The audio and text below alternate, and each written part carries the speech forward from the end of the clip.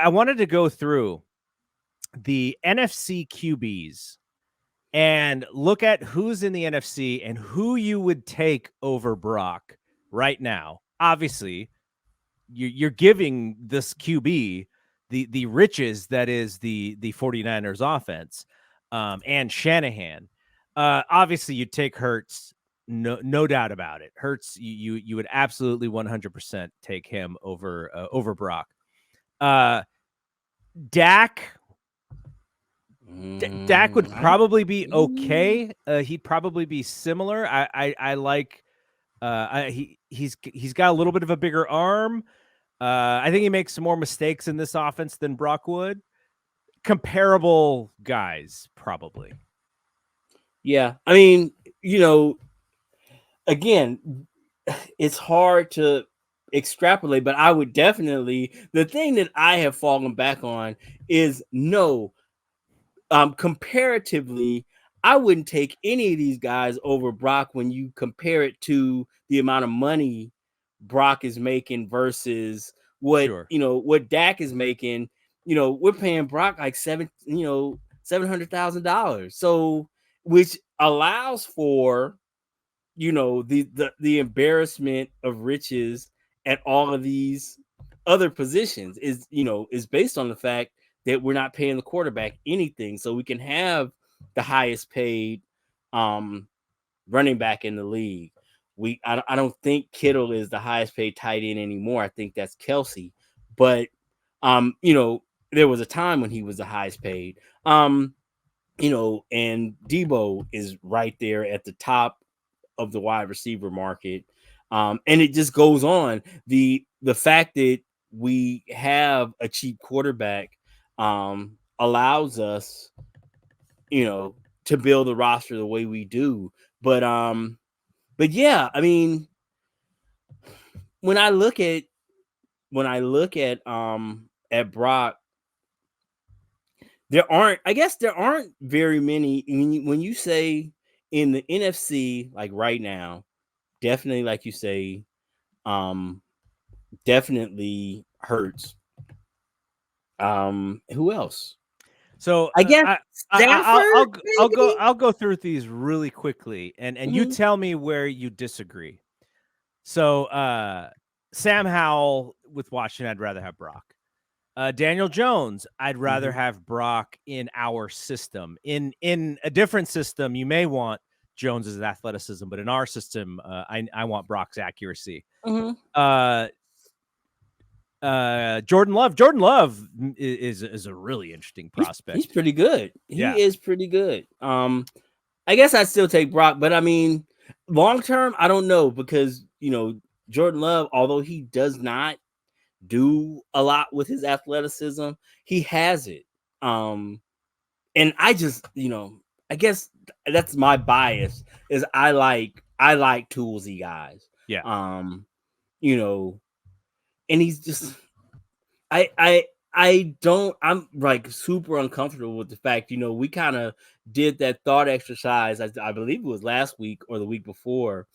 And if I had my druthers, Brock would move more, but then we kind of sussed it out that we probably don't want to put him in a position where he's running around too much, because he's a small dude and he's like all we've got. And I don't believe that Shanahan believes, like some people think, that like somehow Sam Darnold is like the he's like the holy grail of football somehow, and that he's the message boards have said that he secretly wants Sam Darnold to be a quarterback, which I think is ridiculous. But yeah, so I just would like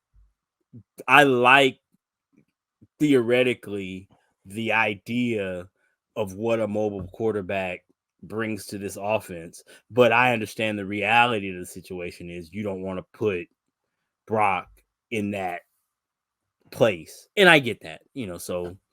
But yeah, it starts to fall off fast in terms of guys who, like, for example, somebody like Justin Fields.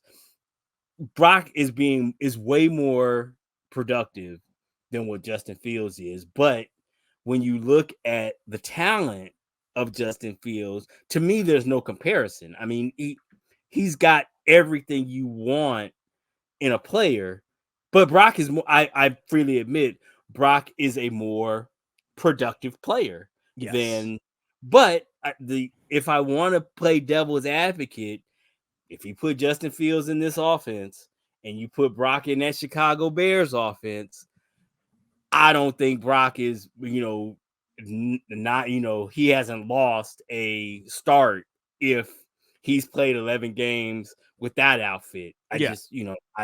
just, I don't think that's the case. And I don't think that, Justin Fields is as bad as he's been if Kyle Shanahan is his coach. I don't. Jared Goff. Jared Goff's actually playing He pretty is well right playing now. really well. He is much better than he was when he took the Rams to the Super Bowl. So Yes. I've actually watched quite a bit of Detroit Lions football, and I have always thought that they were kind of looking to replace Jared Goff, but I don't know that that's the case anymore. I think he's their quarterback. We've learned some stuff about Goff in that podcast on The Athletic.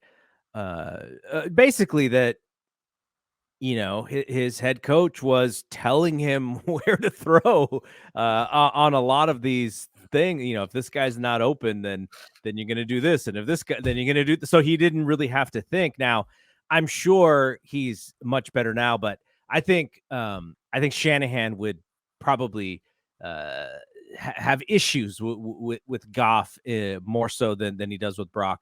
Going down the line. Cousins. I mean, Brock is Cousins without having to be Cousins, essentially. Right. Mm-hmm. You mentioned Fields. In this offense, I like Brock better than Fields, but Fields needs somewhere else to go. Who's actually gonna take care of him and treat him like the possible superstar that he could be. Baker Mayfield. I mean, that's not a hard one. Desmond Ritter no, to pass the football. No, I give mean, me Brock. Yeah. Derek Carr.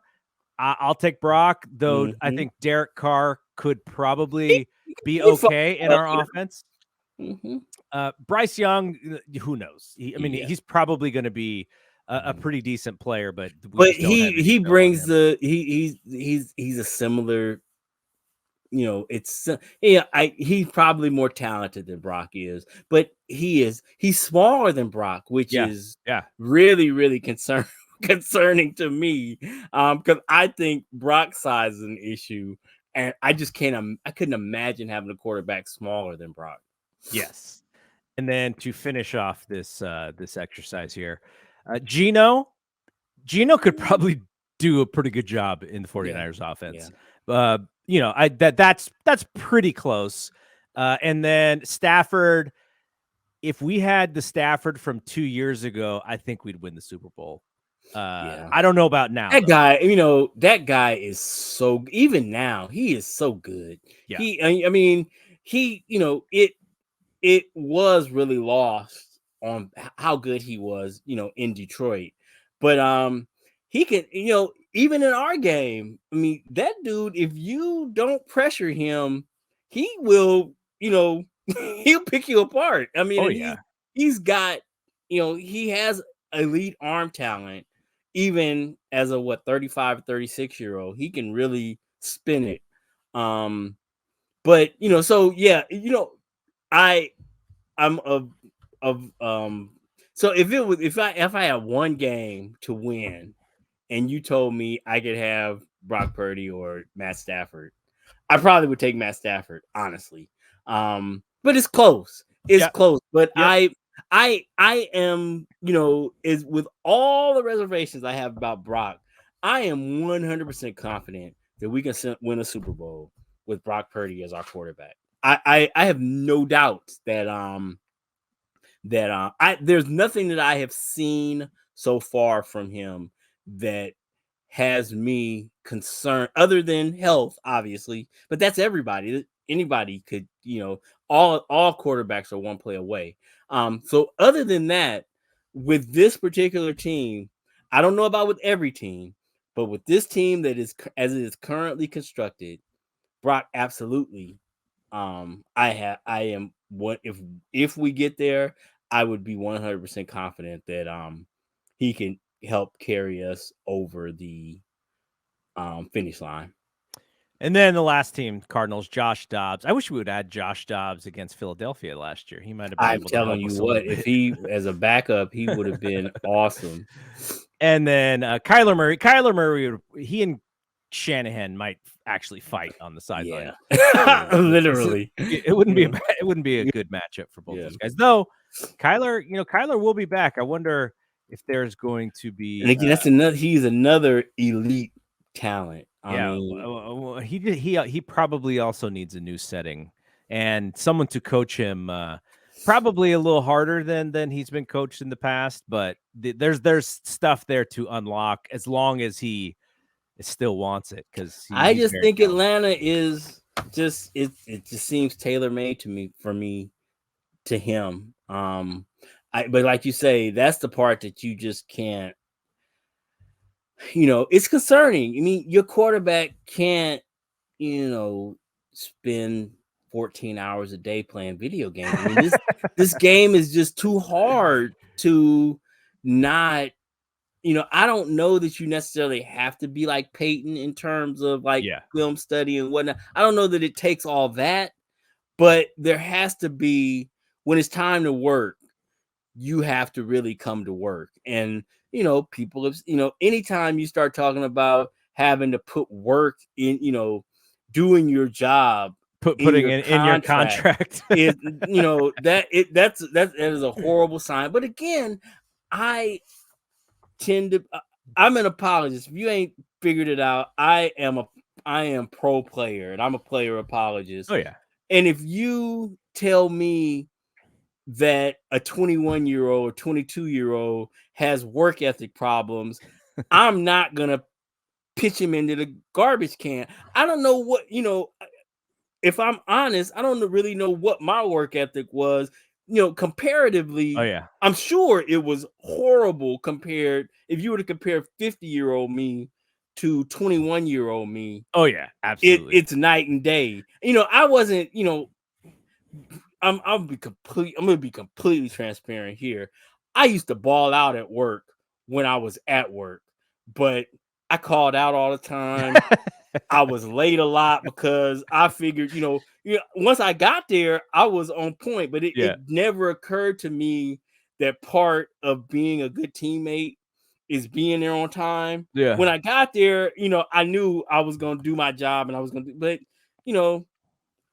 I'd stop at Starbucks, get a coffee before. It was just getting there on time just wasn't really important to me, and nobody held me accountable because I did my job. Nobody, I never got a write up for but I was late all the time. but but I understand. It took me till I was about 30 to when I started to realize, and being a supervisor helped. Like, it is important to be here on time for your other teammates. It's not just about you getting your work done. It's about being there to be supportive of, and just, carrying the flag. I mean, if all these other people, have trouble with themselves to get here on time, maybe you too could leave 15 minutes early to get your Starbucks and be here on time. It took 9 years in the workforce for me to understand it. So I'm very understanding that these dudes are young dudes and that who he is at 21, 22, 23 is probably not who he's going to be at 28, 29, and 30. But I also understand from an organizational standpoint that, I'm dealing with the 23, 24-year-old guy, and he's a problem. And I might not want that problem, even as talented as he is. I might not want that problem on my team. I get that. Yeah. Well, what happens is when you get a little bit older, you get some adversity. You figure out you have better solutions. You think through things, and you just multitask a lot better when you get older. You didn't care. I mean, video games are the probably important thing to most 22-year-olds. You know, I get that.